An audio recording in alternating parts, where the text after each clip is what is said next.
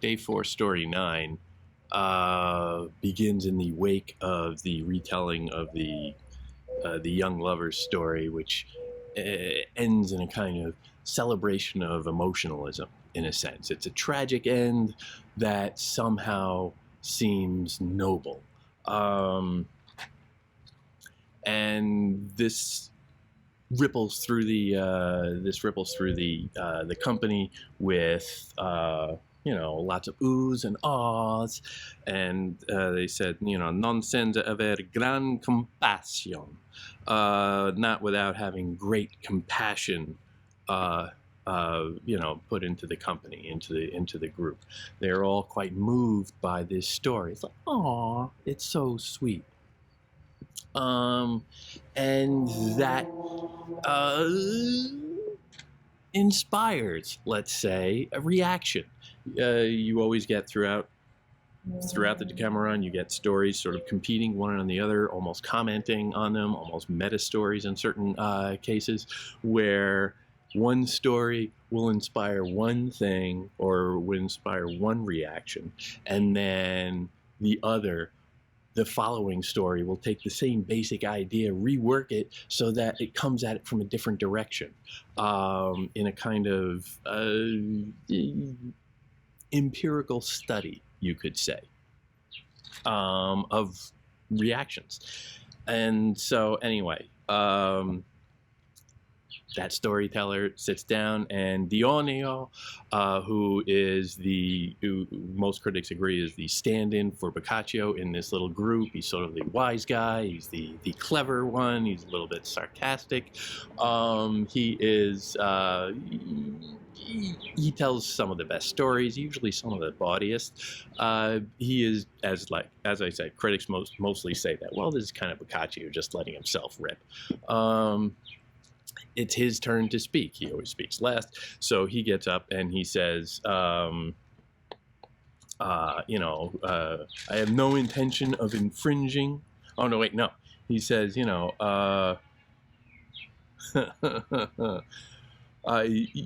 comments on it.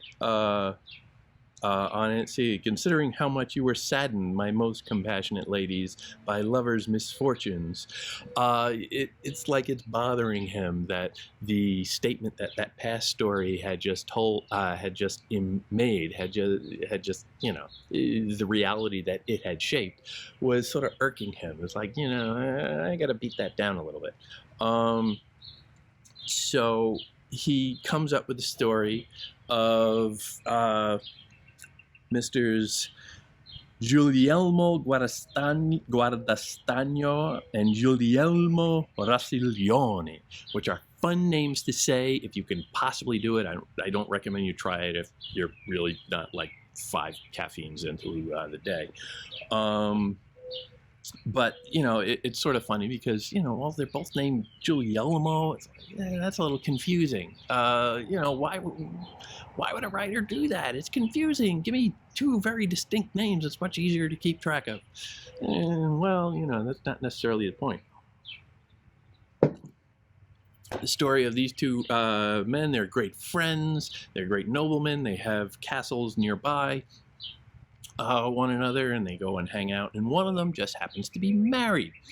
And the other, Guglielmo, takes a bit of a fancy to his friend's wife. It's lonely living out there in the countryside.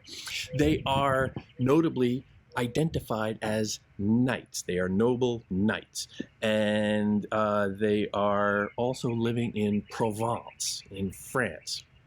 So immediately, this frames this as a kind of Arthurian tale.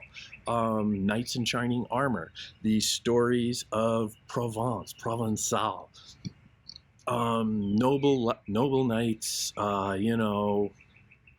ideal ladies, something, grand romantic, but usually very chaste gestures, dying for love, and, having love be a kind of transporting ideal, which makes suffering noble. So that's the frame. They drop these little hints in there right away. The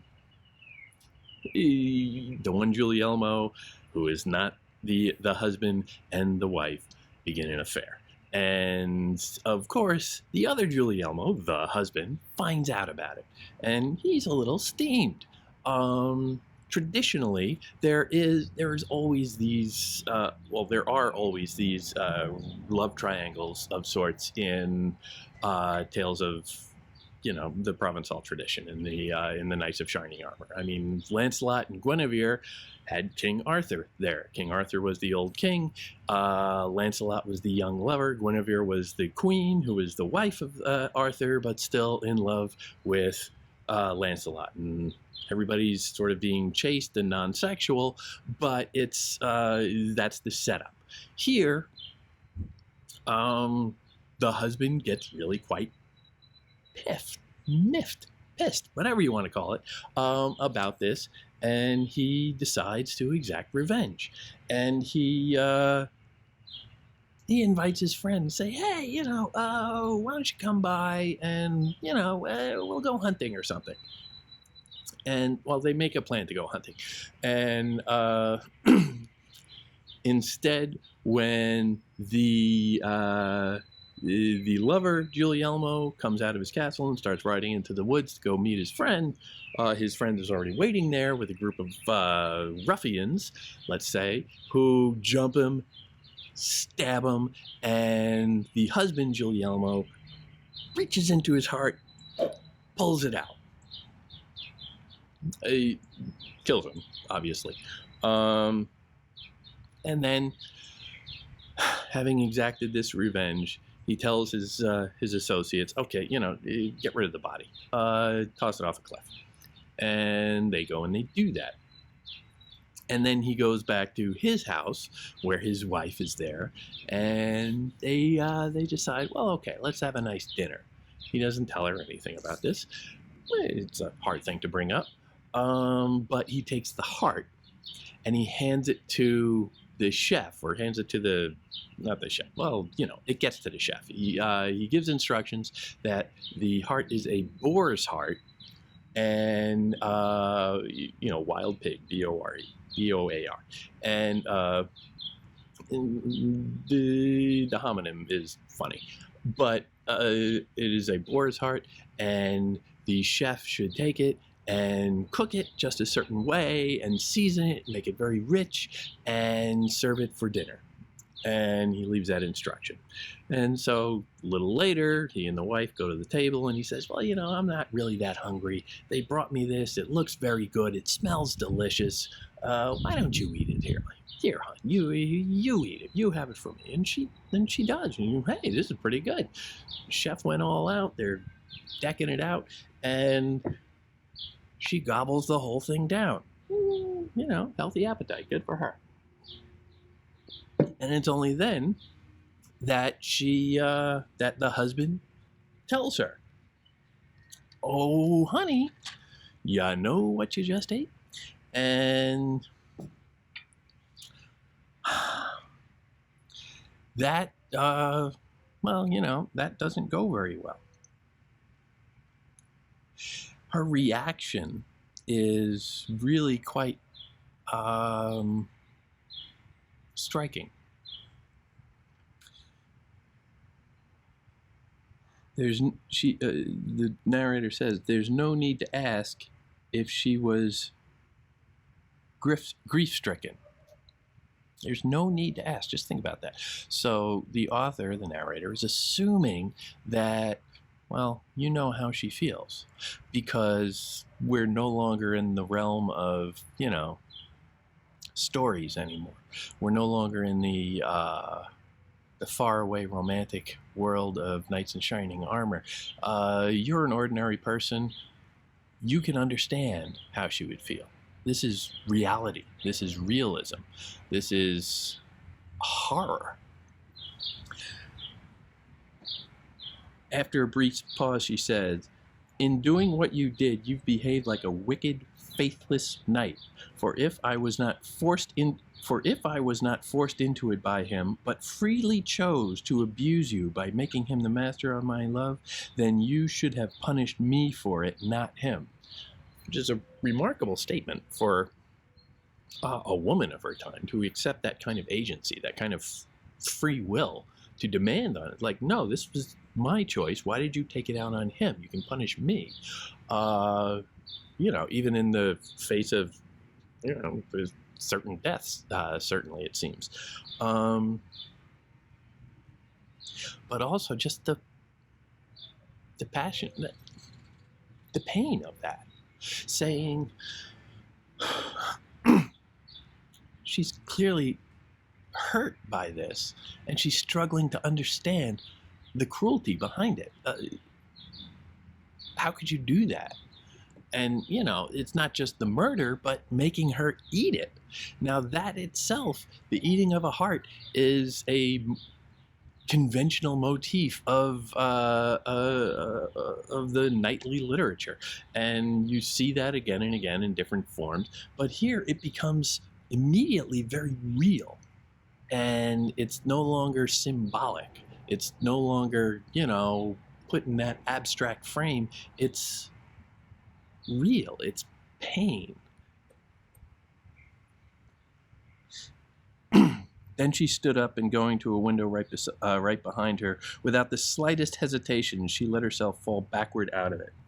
Because it was so high above the ground, the lady did not merely die, but was completely dashed to pieces. They add that little twist to remind the reader that, yeah, this is grisly. This isn't just, expiring. This isn't some romantic tale. This is something quite brutal and ugly. Dashed to pieces. Mr. Guglielmo was profoundly shaken by what he had witnessed and conscience-stricken over having done wrong. Moreover, he feared what his fellow countrymen and the Count in Provence might do. Consequently, he had his horses saddled and rode away. So, he's not so noble necessarily. He's suddenly very afraid, and he's being very cowardly. This sort of stuff doesn't happen in Tales of Knights of Shining Armor. This sort of story sounds vaguely reminiscent or starkly reminiscent of a lot of the stories out of Marie de France, and in some cases Chrétien de Troyes.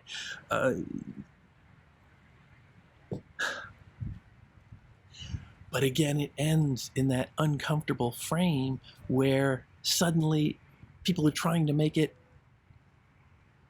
a shrine. By the next morning, news of what had happened had spread throughout the entire region, and people came from both Messer Guglielmo Guarastagno's castle and that of the lady's family to gather up the two bodies, which is automatically reminiscent of the story of Salvestra and Girolamo, which were taken amid a great outpouring of grief and lamentation to the chapel inside the lady's castle and buried there in a tomb together. Upon it there was an inscription in verse indicating who was buried inside and the manner as well as the cause of their deaths. So the idea that people are gathering around this and trying to make it an inspiring story, something that they can idealize to a certain degree. That now this is no longer just a horrible murder-suicide, double murder, whatever you want to call it, tragedy. This is somehow inspiring, somehow a love story that has, become idealized. And the grisly details of, she has been dashed to pieces. Earlier, the other Guglielmo, her lover, when he gets tossed off the same cliff, they mention that dogs come, or wolves or something, and rip them to shreds. More grisly than maybe we need. Why? Why go that extra beat? Why make that note? Why insist that be there? Because Dionio cannot accept the romantic version of love that the previous story had cast. The previous several stories have been casting this idea of love being somehow ennobling in certain ways, and how, love conquers all, and all of those fairy tales. He's saying, no, there are grisly consequences here. It doesn't make sense. There is no great, beautiful logic written in the stars that makes it all seem ideal. It's pain and it's suffering, and human beings just struggling to find one another and share something are under constant attack. And their love is a rejection or a rebellion against that, and trying to find something to grip to. It's not a veneration of higher love. This isn't even really a tragedy of lust. This is people struggling in a world that is often hostile. And maybe they just found a few moments of respite in one another's arms.